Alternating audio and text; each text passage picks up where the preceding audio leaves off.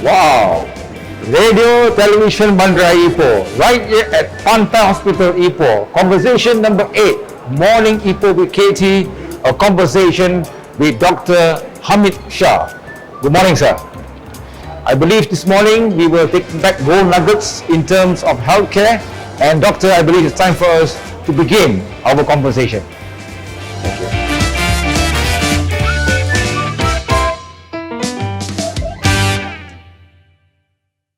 Radio Television Bandara Ipoh, RTBI, Morning Ipoh with Katie. We are now on to the 8th episode, a conversation with Dr. Hameeth Shah, Abdul Wahid. Ladies and gentlemen, a chance for us to know more and explore about healthcare. This morning, a chance is given to this great man, a very humble person by nature, and let me just touch a bit about his background. He is now a senior lecturer at Uni Kuala Lumpur Royal College of Medicine. He is also attached to the Hospital Raja Permaisuri Bainun Ipoh as a fellow in interventional cardiology and as a physician at Pantai Hospital Ipoh. Good morning, doctor. Good morning, Mr. Katie. Nice to see you with a great smile, doctor. Makes my heart feel happier and at peace. Dr. Hameeth, let's begin with your humble beginnings. Where were you born, primary and secondary education, to who you are today? Thank you, Mr. Katie. Thank you very much to Majlis Bandara Ipoh and Hospital Pantai Ipoh. Well, I was born in Penang, but however, I grew up mostly in Alostar, Kedah. I did my primary and early secondary education in Alostar. However, my journey in Perak started since I was in Form 4 and Form 5, where I went to boarding school in Taiping. I'm from MRSM Taiping. After that, I continued my education in International Islamic University, where I did my first degree, MBBS, and I graduated in the year 2004. What actually made you interested, doctor, in internal medicine? Oh, that's a good question. Actually, is to begin with, for my career, why I choose medicine? Why? Yes. Slightly, yes. Some beginning, yeah. Yeah, good. Okay. My late dad, he passed away when I was 11 years old. Oh. So that time he was not very well. Since then, I had this small interest of I wanted to know about medicine. I interested in medicine. Then when I get the chance, I pursue my studies. When I got a place to do my MBBS in UIA, that was one of the joyous moments in my life. So I know that I can pursue my studies in medicine. Medicine. Okay. So while I was studying medicine, I realized that there are many fields of medicine. There are medicine, there are surgery, there are gynecology, there are ENT surgeons. There are many fields. Correct. But I feel that this internal medicine, it covers a whole lots of I would say 60% of medicine or 70% of medicine is all about general medicine. Correct. So when I was having interest around this general medicine, then I realized that heart is the most important organ in the body. Oh, yes. And I just fell in love with this heart. I love the way you say it, heart, because heart is also about feelings of love, feelings of compassion, and how the heart is reacted to the brain. We get back to that a bit later, doctor.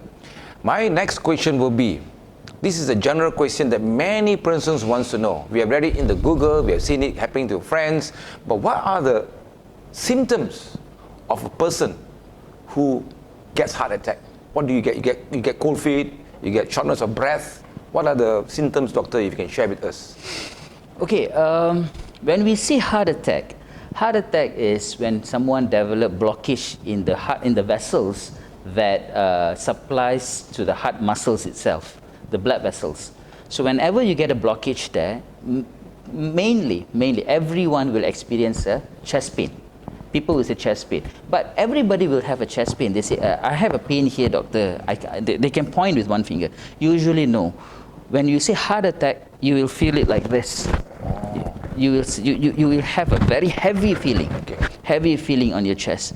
And the feeling as if I put a huge rock on your chest, how do you feel? Oh, that heavy. pressing Yes, feeling. yes. Okay. During that time, you can have the radiation of the pain to the hand. Okay. Not to say hand pain equals to heart attack. No. During the episode of chest pain, the pain will radiate to the hand, to the shoulder, to the left arm, to the shoulder, and you'll have a cold sweat. Cold sweat. Even though you're in an air-conditioned room like this, you'll still be sweating, profusely sweating. So that is the symptoms of heart attack.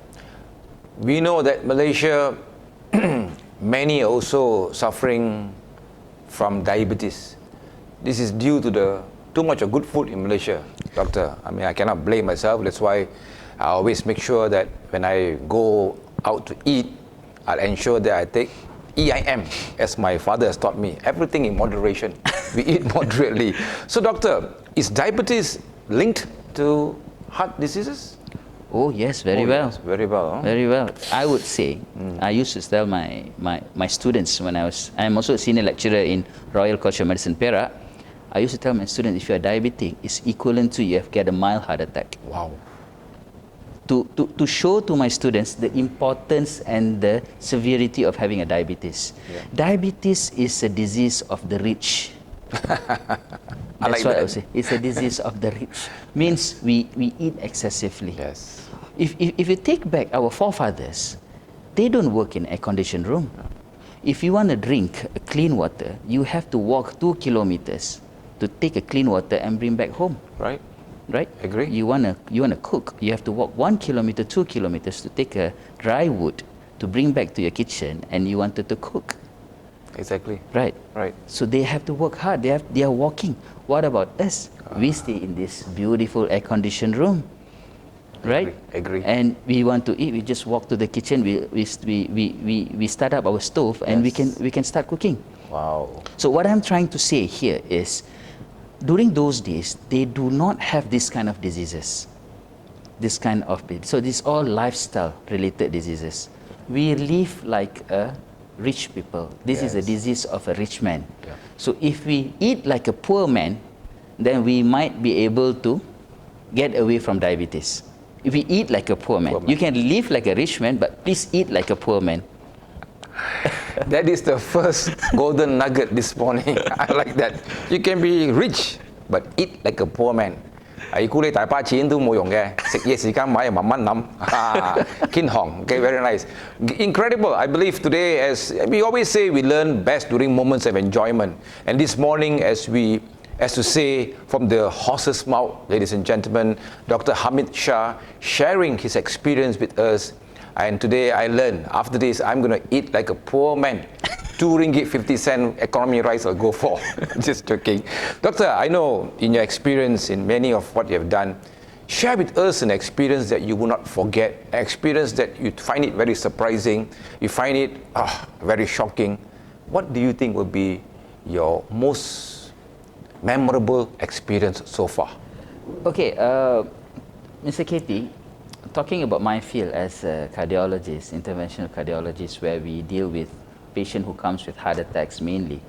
So one of my memorable experience, not to say memorable, the one that I always is in my mind is when I had one of my case where an 18 years old boy who came with an acute heart attack. 18 years old? Yes, Mr. Katie. 18 வயசு. 18 வயசு, yes. Wow, 18 岁. That is very young. Yes. Please continue. So this boy, who's a very healthy man, he's not obese, he's a good figure, average boy, who came in with an acute heart attack, acute chest pain. When we did an angiogram, we find that it's a blockage of one of the artery, 100% total blockage. Wow. When we ask him back what exactly happened, actually he is a chronic smoker since the age of 15. My God. But he smokes a lot, about 40 to 50 sticks per day. 40 to 50 sticks per day. How can he afford it, doctor?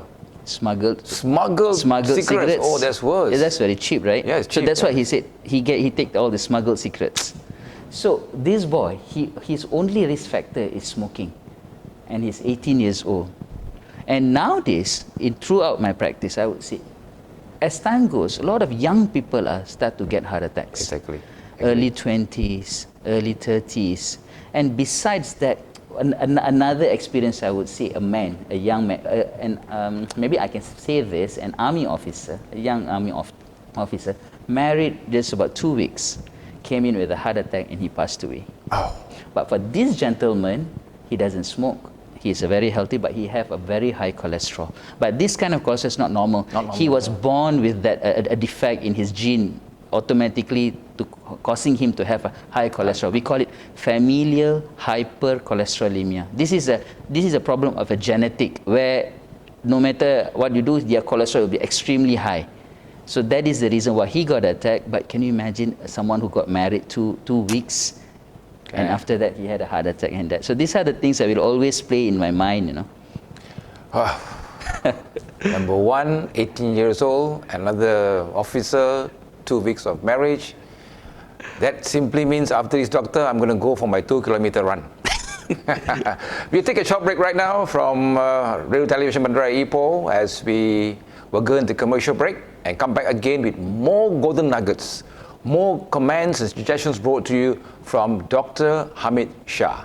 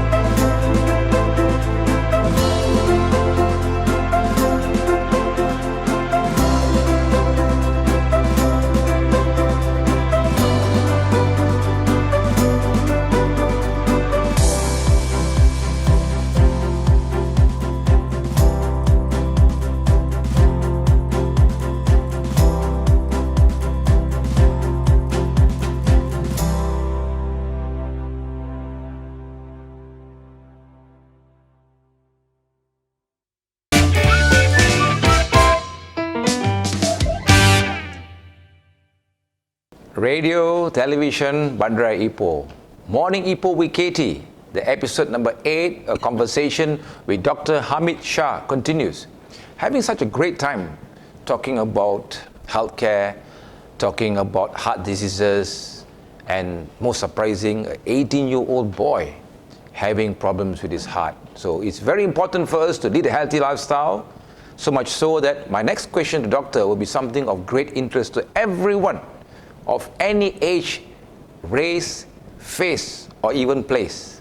Doctor, how does a person lead a healthy lifestyle just to prolong and to ensure that the heart problems come later on in life, maybe after 70 or 80 years old? Okay, Mr. Katie. Well, talking about a healthy lifestyle, the most important thing is it starts with our it starts with our food intake. So I would say eat in moderation, eat like a poor man, Yeah, go for it. small amount, eat when it's needed, not because you can see the food, eat when it's needed. Number two is exercise. When we say exercise, we are not saying vigorous exercise. We are just saying a cardio exercise. Cardio exercise means you do something that increases your heart rate. When your heart rate goes up, that is a cardio exercise. If you can do a good moderate amount of walking, jogging. If you cannot jog, you can just walk.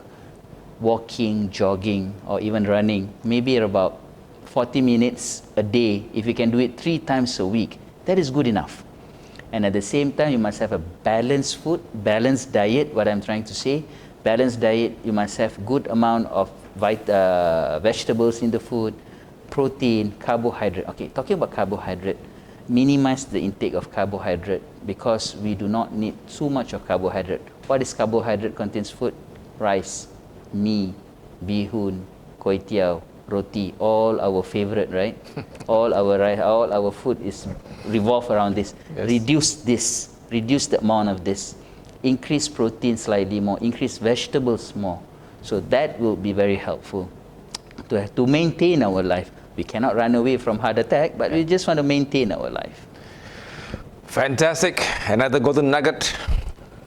Cut down the intake of carbohydrate, increase the protein. I remember that, okay, when I go back home. Not too much, not too much, Yes, but okay. I'm not saying reduce that a lot, but Okay. just slightly more of protein, more of vegetables. Vegetables. If possible, take more vegetables rather than concentrating on one. Okay, another example. If you have a plate, we put rice, we put vegetable, and we put protein, right? Correct. Make it vegetable, rice, and protein. Oh. You get what I'm trying to? You get what I Yes, mean? sir, yes, We used sir. to take 1 spoon of vegetable, and 3-4 spoons of rice. Rice. Now we terbalikkan dia, you know. Switch it over. Switched it yes, over. Yeah. More vegetable, small amount of rice, and proteins. Okay, that's great. Thank you, doctor. That one, I don't learn it from books. I learn it from the man himself. Dr. Hameeth Shah, we know that the 2 very important organs of a body, I always say, is the heart and the brain. They're all interconnected, just like the steering of a car together with tires.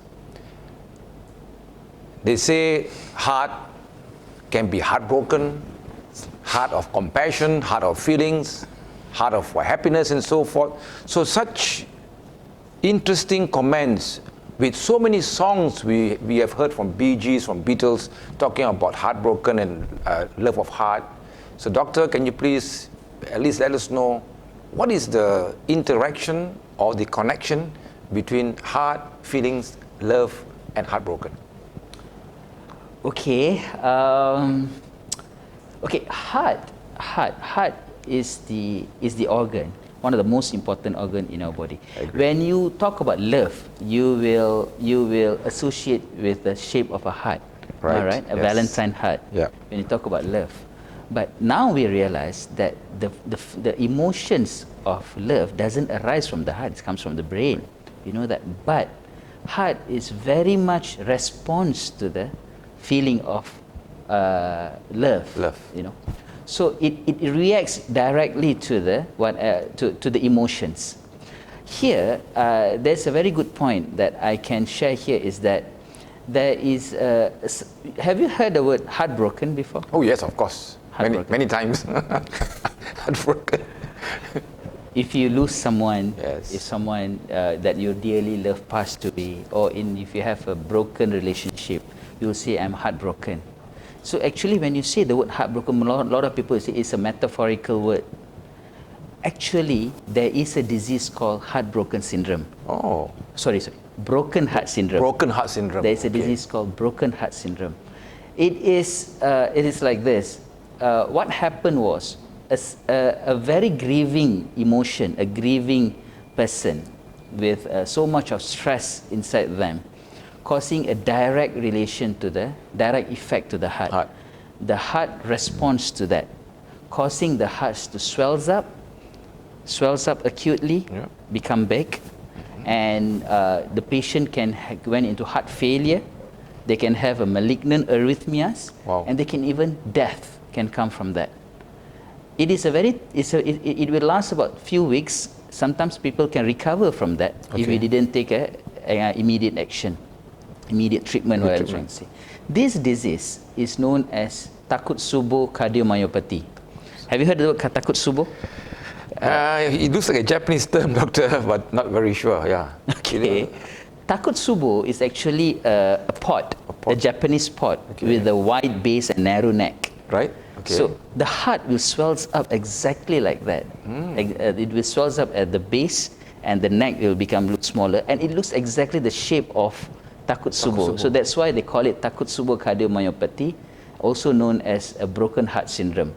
It was discovered by a Japanese cardiologist probably about 20-30 years ago, and it's one of the very interesting thing that can happen to the heart, that I always tell to my patient: if you are sad, you can be sad, but control your emotion.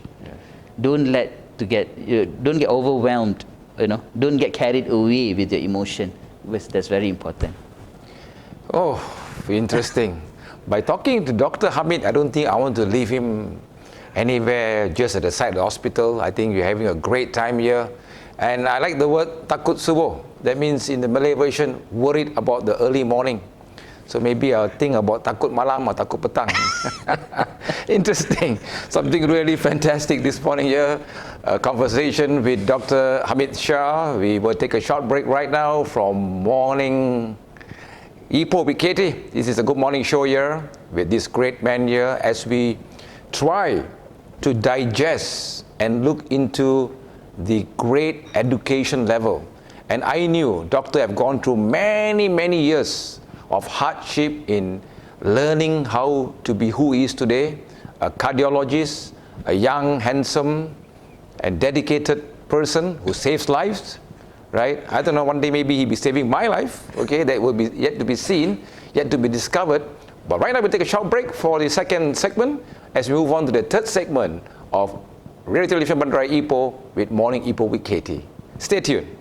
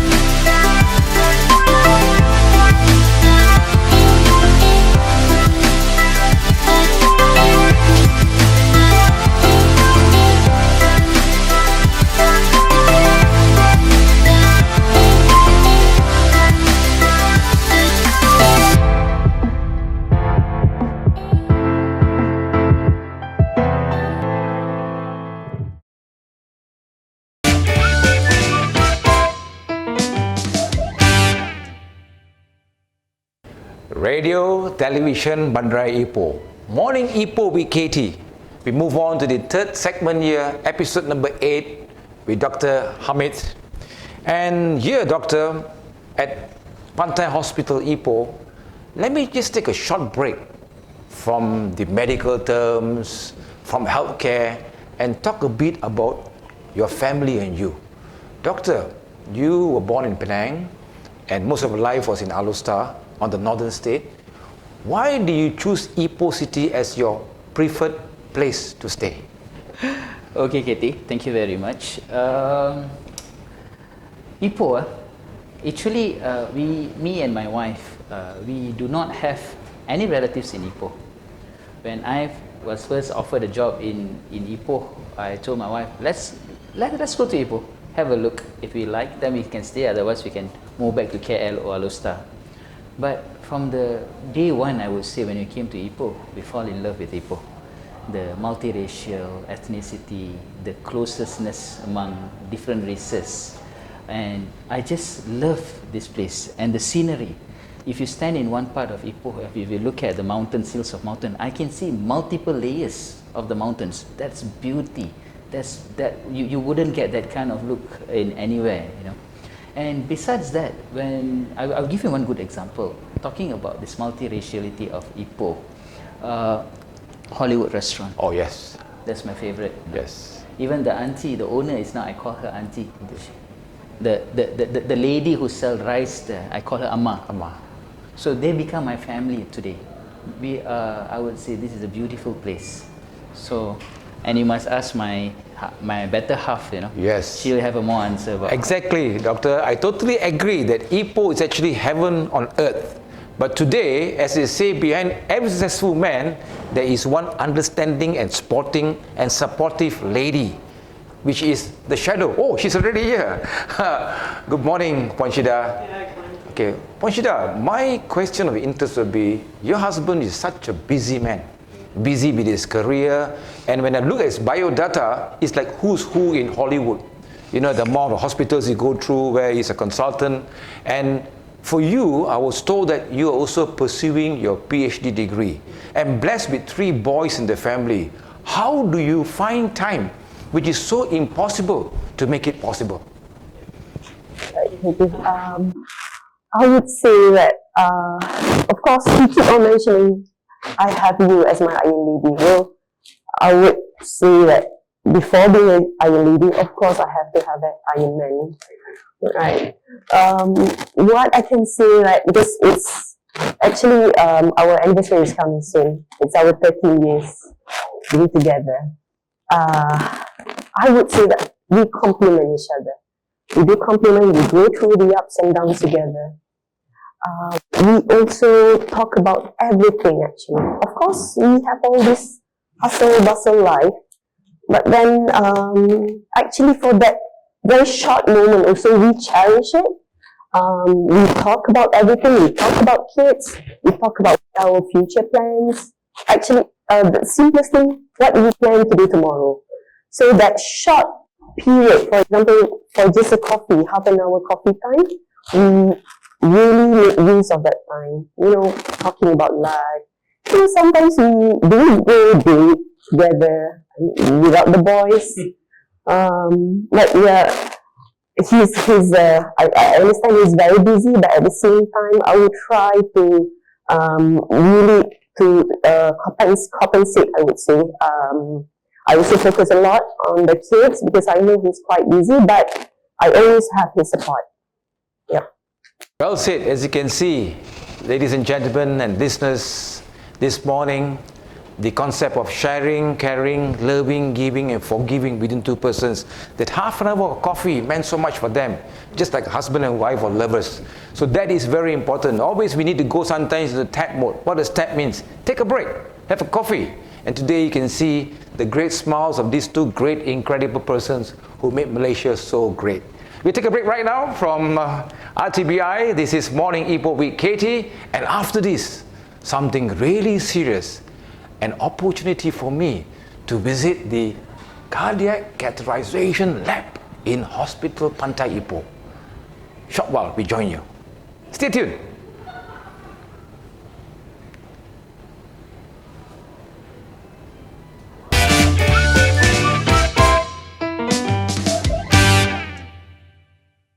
Radio, television, Bandara Ipoh. The last segment, episode number 8, with Dr. Hameeth Shah, right here in the catheterization lab of Pantai Hospital Ipoh.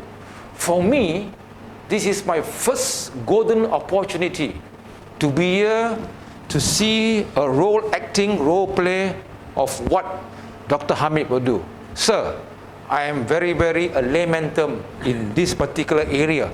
So could you please explain the whole procedure, doctor? Okay, thank you, Mr. Kitty. Well, audience, the thing is, this is a catheterization lab. So what is it? Usually when a patient had a heart attack, when we say we do angiogram, we do angioplasty, this is the place. So we have X-ray machines here. We have the monitors. We have the running images. So what we do, we will do the puncture usually at the hand radial artery or at the groin, where we call it femoral artery. From there we put in a wire all the way to the heart. With the help of an X-ray and a dye that we will inject, you can see the images here. The images will be like this. Wow. This is the running images. So in this image you can see there is a wire all the way in. So the wire, we put it inside a vessel which there is a blockage. Then from there we'll put a stand and we put a balloon. We open up the blockages and we put a stand. Here you can see like a small 2 dots here. So this is the stand. This is about this big. This is the stand that we have inserted for this particular patient. How long will the patient be admitted in the hospital after this? Usually, if the patient admitted today, after the procedure, if there's no complication, tomorrow the patient can be discharged. Wow, easy as ABC, doctor, but looks complicated. Wow.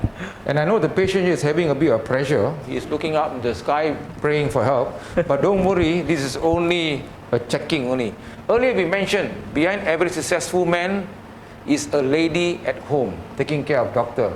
But today in this operation lab is 2 very special nurses who happens to be the hand and leg of doctor looking into all the requirements. It's all called teamwork.